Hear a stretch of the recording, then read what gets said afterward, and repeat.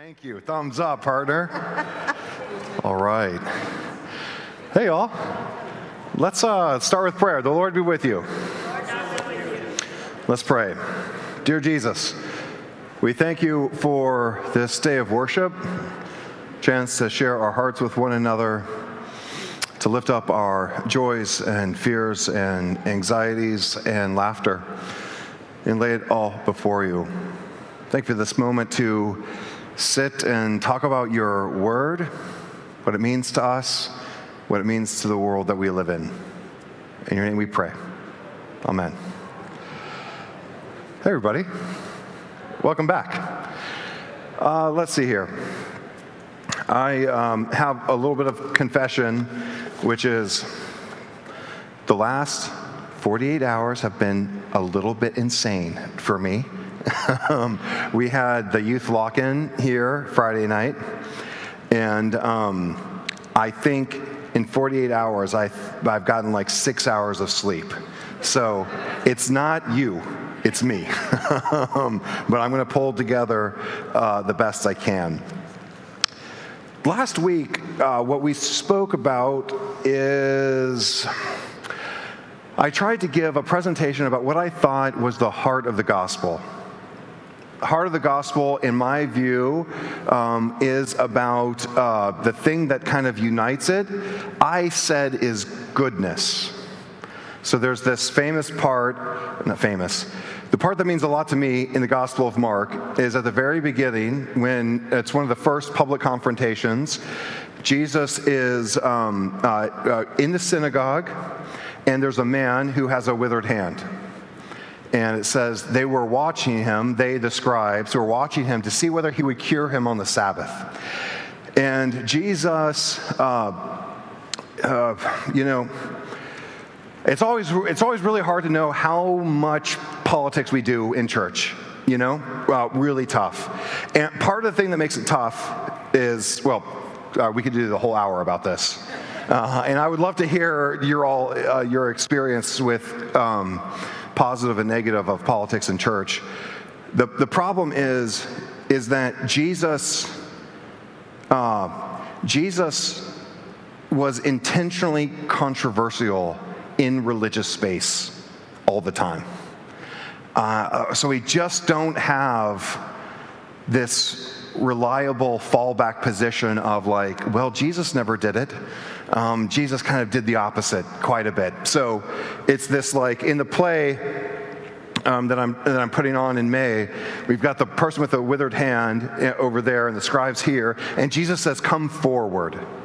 Come forward. Come into the very heart of the religious, the center of the religious value, meaning space. And then, so the person comes forward, standing right in the middle, and he turns to the scribes, and he says, is it lawful to do good or to do harm? To save a life or to kill? For my money, that is the question that Jesus answers and repeats all the way through the gospel, again and again and again. Jesus refuses to give simplistic ideological constructions of what the gospel is. Two of my favorite parts, I overuse that expression. Two of the parts of the gospel this happens with striking clarity. The Pharisees come to Jesus, give us a sign. The disciples come to Jesus, give us the sign. And in both cases, he refuses. And what sign did they want? In at least in one of the cases, the first case, it was after Jesus had fed 7,000 people with 7 loaves. Okay, so after that, you might think, is that not enough of a sign that he's the Messiah? So what did they want? In my mind, what they wanted was for Jesus to say, I'm on your side. Give them some kind of shibboleth, some kind of we're on the same team here. It just refuses that. So a man comes forward, is it lawful to do good or to do harm? And Mark is really worth, it's the Gospel of Mark, it's 14,000 731 words. Okay? So that's like a long New Yorker article. And it is complicated and it's weird, but some parts are very clear if you're willing to kind of sit with it. And it's a book of literary integrity. The more you kind of push at it, the more it holds up. So Jesus asked them, is it lawful to do good or to do harm on the Sabbath? And it says that they were silent. It says that they were silent, but 2 verses later, what they don't answer in words, they answer in action. They go out to kill Jesus. This is like the first story. So it wasn't that Jesus slowly accumulated a bunch of bad mojo with religious authorities. It was in the very beginning. And Jesus stages it that way. Like he says, come to the center. Is it lawful to do good or to do harm on the Sabbath? They were silent. He heals the person on the Sabbath. There's a version of the interpretation of the law that you're not supposed to heal on the Sabbath. And I think from Jesus' point of view, the Sabbath is about restoration, fundamentally. So how could we not heal on the Sabbath? And more importantly, how can you worship God if in your midst there is someone who needs help and you're denying them? So Jesus repeats that question. Is it lawful? Is it not lawful? Several times. But more, he just shows with his actions. It is a ministry of healing, of like literally lifting people up. Towards the middle, Jesus says, whoever is not against us is for us. And in my mind, again, Jesus gives this very abstract, I keep saying non-ideological, he's just not playing favorites or teams. He says, if you are for goodness, you're for me. And theologians worry about this, it's the most inclusive, broadest categorization of what his movement could be. Whoever is not against us is for us. And what I am for is for goodness. Okay, so in my mind, the Gospel of Mark is fundamentally about goodness. The other thing I talked about last week is that moral action requires vigilance and rest. And partly there, what I have in mind is Jesus both goes out into the wilderness quite a bit. He calls the disciples to the wilderness in Mark chapter 6. And then at the very end, before he's crucified, it's at Golgotha, it's at Gethsemane, where they're waiting and they're watching. Waiting, watching, prayer, all of that is tied into moral concepts, into moral action. They're not separated from the world. Prayer, meditation, rest, vigilance, all of that is about being ready. Jesus says it again and again and again. Be ready. Be ready to recognize the person in your religious temple who needs help, and that for whatever reason you've given yourself a pass. The whole group has given them a pass for not attending to it. Be ready. And then last of all, I try to suggest that all of this has to do with resurrection. The very first healing in Mark is Jesus lifting up Simon's mother-in-law. And the word that Jesus uses, or Mark uses to describe it, is the same word for Jesus' resurrection, to lift up. That gets repeated explicitly 5 different times in Mark. Get this. Jesus heals a boy, a girl, a man, and a woman. It's Mark showing that it is for everybody, this life of resurrection. Okay, stop there for just a second. Any questions, points of clarification?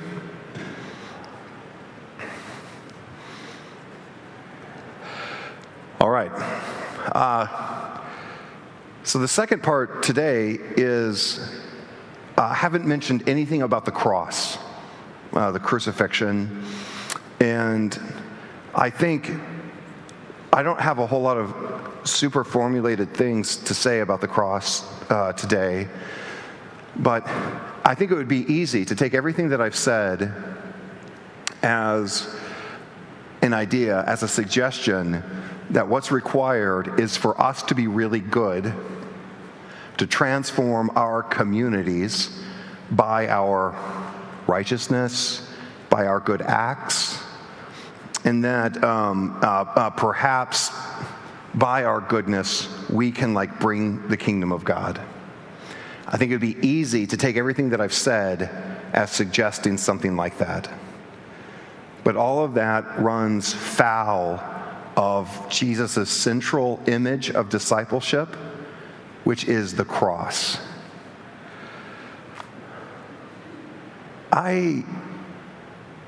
It is really remarkable to me that for the Gospel of Mark, it is the central image.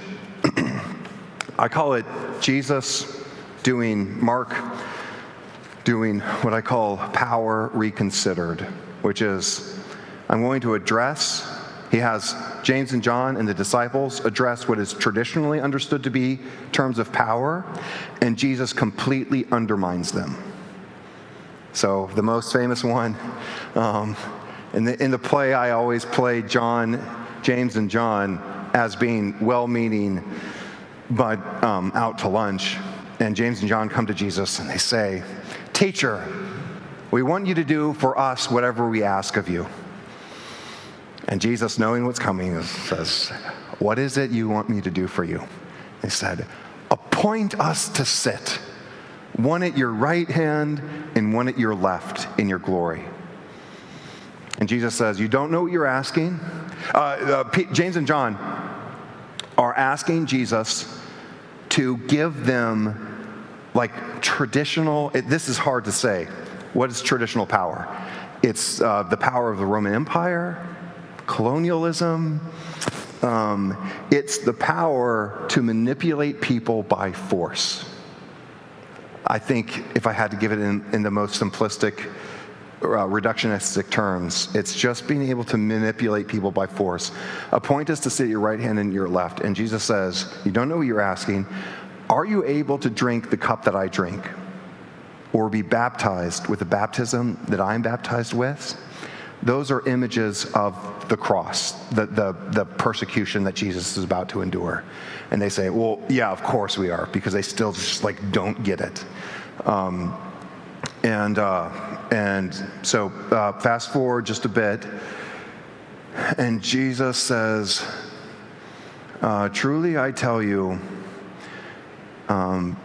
people will be forgiven for their sins." Whatever. Well, nope, that's before.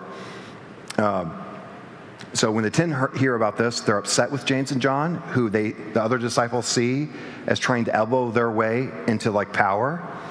And they're upset with James and John, not because they got the gospel wrong, but because they were trying to cut in line to power, And so Jesus calls them all together, and he says, "You know that among the Gentiles, those whom they recognize as their rulers lord it over them, and their great ones are tyrants over them." So there's what does power mean for them? It's the manipulation of people. "But it is not so among you. Whoever wants to be great among you must be last of all. And whoever wants to be first among you must be slave of all. For the Son of Man did not come to be served, but to serve, and to give his life a ransom for many." Jesus repeats that in various ways 3 different times, plus the end where he does it. He teaches, and then he does. Let me just say real quick, and then I'd love to hear what you think about all of this, that in my mind,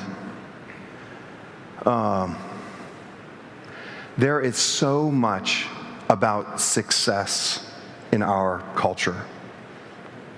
getting ahead, being an organization that is attracting people, that is growing in power and influence. It is really hard to find images of that as a kind of success in the gospel. In the gospel, mostly we see failure, loss of power, loss of status, as being exemplary of what it means to be in God's kingdom.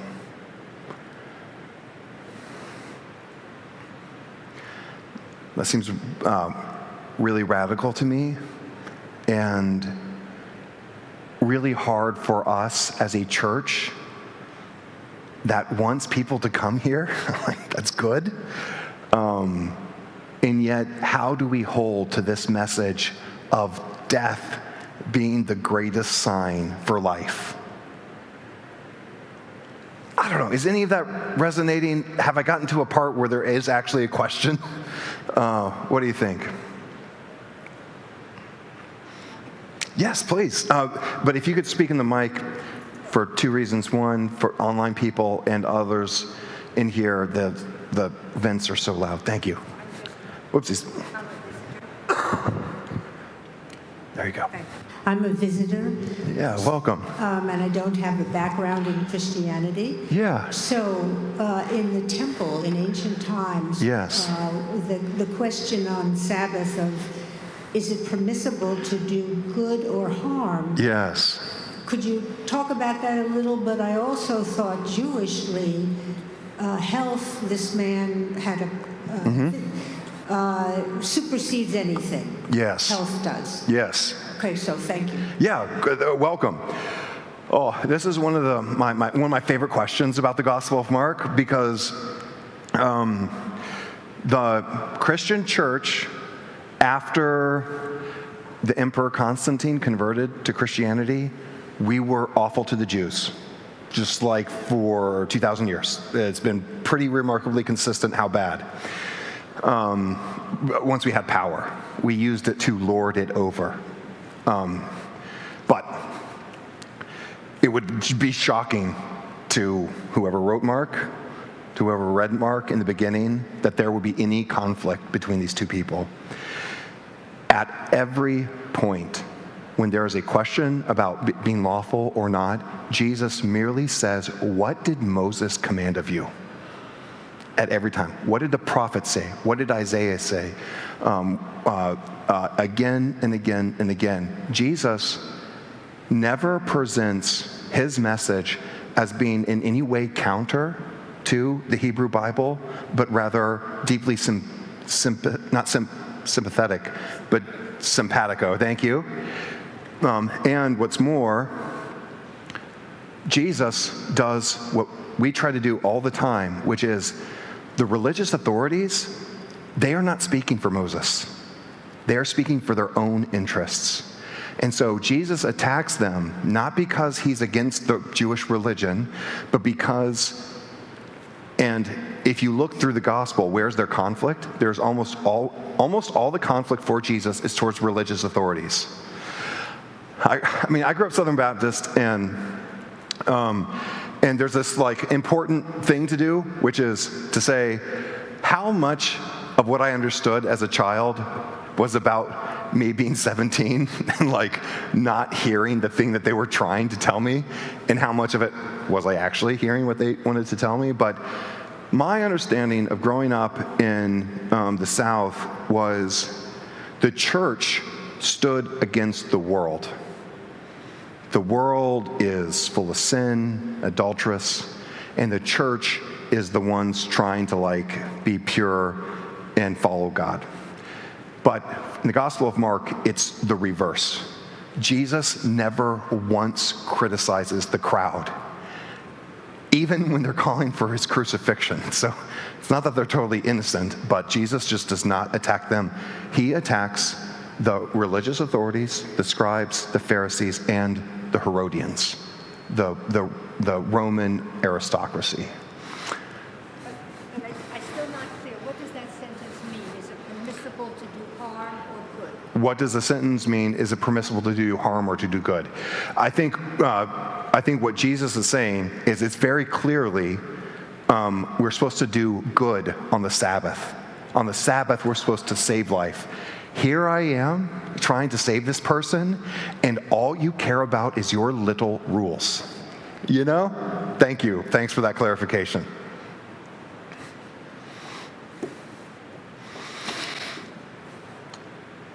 Okay. So, crucifixion. Oh, please go. So I'm still kind of actually rolling around in my head your sermon from earlier. Yeah. So thanks for giving us two really big things to think about today. Yeah. Stuck on the first. Your issue that you raised about praying for those who persecute you, abuse you, enemies, etc. That feels easier than loving. Yes. And so, like one of many of other sort of folks caught up in this mess of the last month, like what does that actually mean to like love in a way? What does that mean for when you run out of cheeks to turn? Like that's the hard part for me. Yeah. Praying, I feel like I can eventually get around to do that. I remember this back in 2017. Other things, eventually getting there. But what does it mean to actually take action in that regard? Thank you. One of the things I love about the Gospel of Mark, and this forum, by the way, is on the Gospel of Mark. Okay, now we'll do a forum on Luke, or Adeline's done some forums on Luke. They're so good. But I'm bringing out Mark for specifically this purpose today. One of the things that I love about the Gospel of Mark is what a human portrayal of Jesus we have. Jesus loses his cool at any number of times in the Gospel. One of my favorite examples is he's in his hometown, Mark chapter 3, right after the is it lawful, is it not lawful? And his mother and brothers come and they're standing outside and they're calling to him. Jesus believes, they said that they're trying to restrain Jesus. That Greek word restrain is the same word that will get used at the end of the gospel when they arrest Jesus. So it's like they're sending the local authorities to stop their son from this campaign of healing and justice and reconciliation. Now, I don't totally blame his family, The ruling religious authorities just said, like, we're coming after you to kill you. So, like, his mother and brothers and sisters, there's a interesting reading where they're, like, trying to save him. But Jesus says, it's the part after he gives these, well, I'll just tell you because it's a remarkable parable. How can, if a house is divided against itself, that house will not be able to stand? That's actually from the Gospel of Mark, not Lincoln. He's quoting us. If a house is divided against itself, that house cannot stand. And if Satan has risen up against himself and is divided, he cannot stand, but his end has come. But no one can enter a strong man's house and plunder his property without first binding the strong man. Then indeed the house will be plundered. Just stop right there to say, in that parable, if you look at it, Jesus is the criminal of that story. Jesus is the one going into the strong house, binding him and robbing him. Because the strong man has illegally, immorally hoarded wealth to the detriment of the community. But there it is, Jesus giving a parable from his own lips about how he will set things right by being a criminal. I'm telling you, it is a radical text. And then he says, truly I tell you, people will be forgiven for their sins and whatever blasphemies they utter, but whoever blasphemes against the Holy Spirit can never have forgiveness, but is guilty of an eternal sin.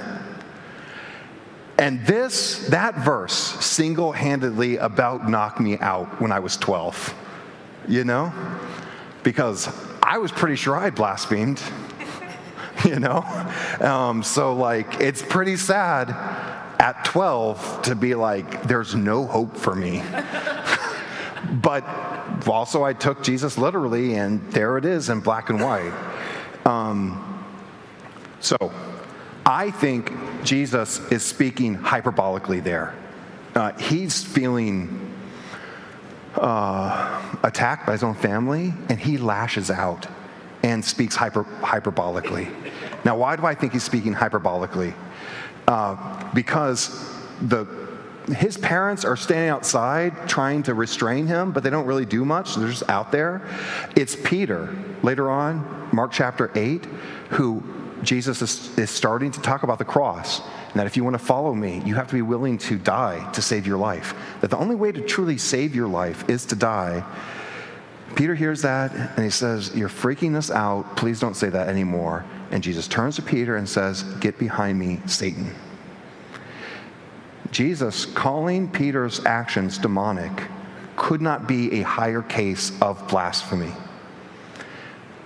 But far from Peter being eternally condemned for trying to stop the work of the Spirit, Jesus makes Peter the rock of the church. Not only forgiven, but the chief leadership of what the church would be. Okay, so I just say all that to say that, us getting emotional at the news and calling down fire and brimstone against the truly awful actions we see happening in plain sight, not happening in plain sight, and not only getting not only flouting the law, but rejoicing in breaking it. I just imagine what Jesus' reaction would be, and I think sometimes it'd be hyperbolically bad, and not this gentle pastor, gentle shepherd. Come on, guys, listen. I imagine him walking into the temple and overturning tables and breaking stuff. That is absolutely a part of the witness of Jesus, is that we have to confront justice. We can't talk around it. We can't sweep it under the rug. And also find a way to forgive when we mess up. I don't know, does that get to it? What am I missing? How to actually do it? Or I mean, there's two sides here. Yeah. There's two Jesuses being presented in certain situations. Yes. And which one's right? Yeah. Right, but Or I wouldn't even put them with right or wrong, but how do you hold them together? Yes. And then how do you prepare your life? yes. In a way, you might wonder which Jesus for which situation. And this is a central concern of the gospel. John the Baptist, early on, is rightly proclaiming the coming reign of the Messiah. John gets it right. John knows the Messiah. He proclaims it rightly. Chapter 13 is Jesus telling the disciples again and again and again, watch out. False messiahs will appear and produce signs and wonders. Do not be led astray. So this very question about which is the true Messiah for us now, what's the right way, that is something that Jesus never cleanly resolves. And so his direct answer is the watch, is the vigilance. And I think one step further than that is Jesus asking us to take a step back and broadly ask, is this as a whole about saving life or killing life? I think that there are some things that we do as a group to address historically wrong ills that have made things worse for the historically wrong ills that we're trying to address, that have further alienated people. So even though it was meant in a good way and meant for good purposes, the outcome of it has been a stronger ideological polarization, not a more homogenous coming together of seeing of equals, you know? And so just taking a step back and saying, our intent was good, but what's the actual outcome here? That is the guiding principle. But there is no simple moral answer to what is the right way forward in this particular case. Jesus just refuses that type of thinking, which is partly what makes it timeless. Okay, but guys,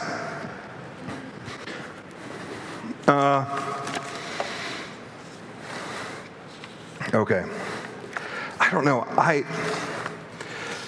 Jesus' teaching to the rich young ruler, take all your possessions, sell them, you'll have treasure in heaven, then follow me.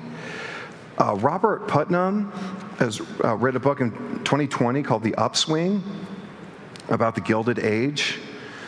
It was a fascinating look at how closely our society is to the Gilded Age. A couple things, he's a sociologist, political theorist. A couple things that he notes is that even though wealth was skyrocketing in the Gilded Age, that did not lead to a sense of social cohesiveness in society. And social Darwinism was something that was very prevalent. The strong will make it and the weak won't. And look at Darwin. That's basically, and that's not what Darwin was saying, but like that became a popular teaching. And what happened was the evangelicals first, evangelical Protestants, started questioning some of the core values of the Gilded Age about equality amongst people. And Robert Putnam has this line in the book where he says, we need a cultural revolution where, well, let me just back up a second. He's looking at all the things that are ailing our society: screens, social media, political parties that are more and more ideologically opposed, the role, again, that TV has played in all of this. And he doesn't think that any one of those things is clearly like the problem, that if we eliminated or addressed one of those things, that it would be fixed. What he says, his answer to like what needs to change is, we need a cultural revolution where service is held higher than getting ahead. Now, that's the hardest thing to do because that's about me, that's about you, it's about individuals taking responsibility. But it was shocking to me how close that is to the words of Jesus. That if you want to save your life, to save your community, you must be willing to give up a part of yourself for the advancement of everybody else. Advancement is not a great word there, but you get what I mean. I also think, and this is my last suggestion, I'll have a couple minutes for questions. Looking about how economic inequality has not changed significantly since the 1970s, that in some cases has gotten worse. Thinking about all of these attempts to address seriously questions of racial justice, systemic racism, around questions about equity, why I think so many of the approaches are good and worthy of our time and worthy of sacrifice, I do think that it's something closer to what Jesus offers at the cross that has a more meaningful chance to actually work, which is we can't change just the margins. We can't tinker with just the stuff on the periphery. We have to think much more radically about giving up huge amounts of power, which is what the cross is about, in order to address questions of justice. The radicalism in Jesus is definitely there. That's part one of today. And part two, in my mind, it presents something close to an actual working solution if we were able to do it. All right. Got a couple minutes for questions. What do you think? The cross as the actual answer, I think is what I'm saying.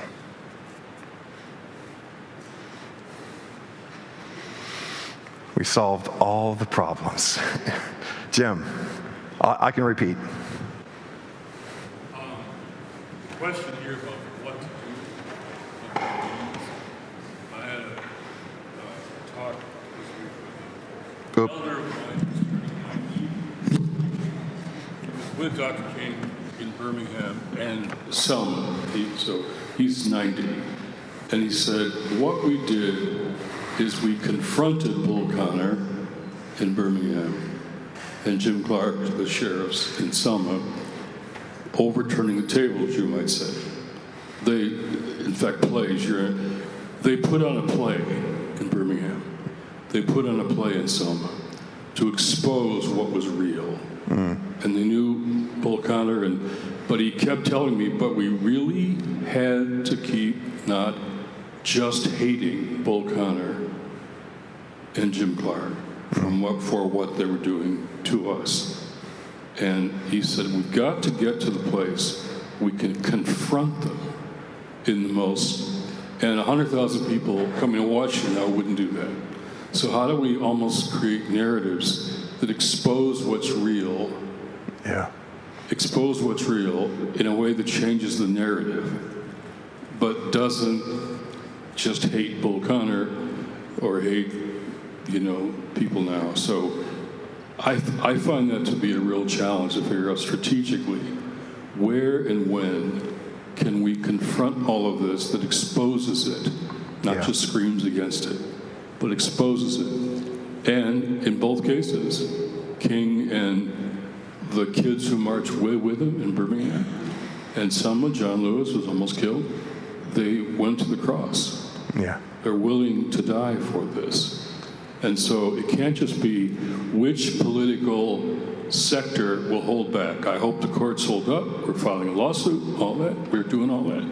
But it can't be just trying to get a few Republicans to find their spine, which may not happen, or Democrats to be stronger. What can we as faith people do that's core to our faith, that is more likely to reach other people than just partisan agendas? I don't know, but that's what I'm wrestling with. And that's really great. And the question of what can we do, I think, is so important. And I feel not qualified exactly to talk about it. So thank you, Jim. I will just say that the revealing propaganda for itself being propaganda, what this play did in a way, is a central theme for the Gospel of Mark. So how many times did Jesus silence the demons or his enemies because he was refusing to let them name who he was? And so in my mind, at the heart of the gospel is this question about who gets to name what truth is and what justice is. And Jesus steadfastly refuses the demon's role in that. Thank you. All right, y'all. Thanks very much.